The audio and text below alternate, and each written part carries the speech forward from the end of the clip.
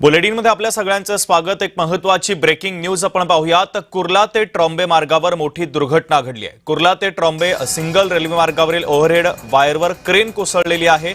या घटनेमध्ये 2 जण जखमी झाले, तर कुर्ला ट्रॉम्बे मार्ग हा प्रामुख्याने मालवाहतूक रेल्वेसाठी वापरला जातो आणि याच मार्गावर ही दुर्घटना घडलेली आहे। तर प्रवासी रेल्वे वाहतुकीवर कोणताही परिणाम झालेला नाहीये। कुर्ला ते ट्रॉम्बे मार्गावर मोठी दुर्घटना घडलेली आहे। भाग्यश्री प्रधान आचार्य आमच्या प्रतिनिधी जोडल्या जातात। या बातमीच्या संदर्भातले अधिकचे अपडेट देण्यासाठी भाग्यश्री, सध्याची परिस्थिती नेमकी काय आहे? दुरुस्तीचं काम कशा पद्धतीने सुरू आहे? मी सध्या त्याच भागात आहे जिथे ही क्रेन कोसळलेली आहे।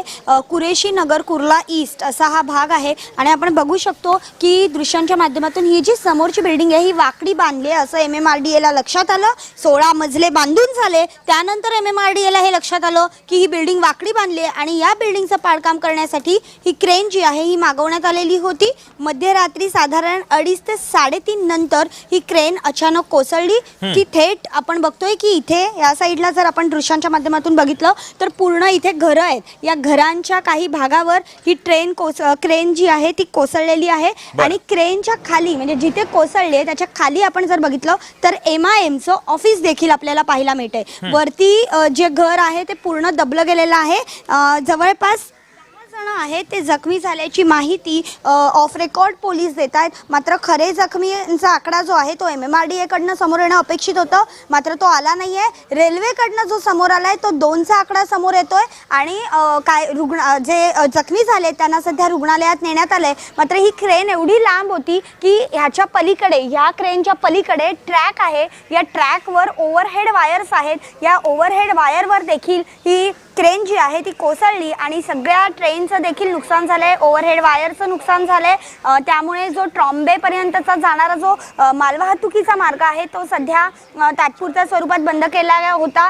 काम जे आहे ते आता तिथे सुरू आहे। मात्र महत्त्वाचं जे हे आहे की ही समोरची बिल्डिंग आहे याचं पाडकाम सुरू होतं जे MMRDA ने बांधलेली आहे। MMRDA कडनं हे पाडकाम सुरू होतं आणि त्याच वेळेला ही दुर्घटना जी आहे ती घडलेली पाहायला मिळते।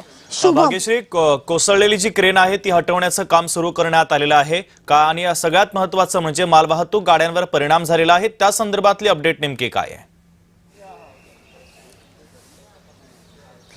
नक्कीच गाड्या सध्या थांबवण्यात आल्यात कारण काम सुरू आहे। ओव्हरहेड वायर तुटलाय त्यामुळे ओव्हरहेड वायर लावायला वेळ लागतो, त्यामुळे तेही काम सुरू आहे। आपण आता जिथे मी उभी आहे तो एक भाग दिसतोय आपल्याला। ही ट्रेन जी आहे ही 2 भागांमध्ये कोसळली आहे, एक या बिल्डिंगच्या पलीकडे आणि एक समोरच्या बिल्डिंगच्या पलीकडे अशा पद्धतीने, कारण लांब क्रेन असतात त्या आणि त्या कोसळल्यानंतर प्रचंड हेवी असतात आणि हा अशा पद्धतीने जर घरावर कोसळल्या आपण बघतोय की त्या घराची अवस्था काय झाली आहे। पूर्ण घर, त्या गॅलरी जी आहे घराची ती पूर्ण दबली गेली। आता या सगळ्या बाजूच्या इमारतीमधली जे रहिवासी आहेत त्यांना देखील पोलिसांनी बाहेर काढलेला आहे, कुठली अजून अनर्थ घडू नये यासाठी।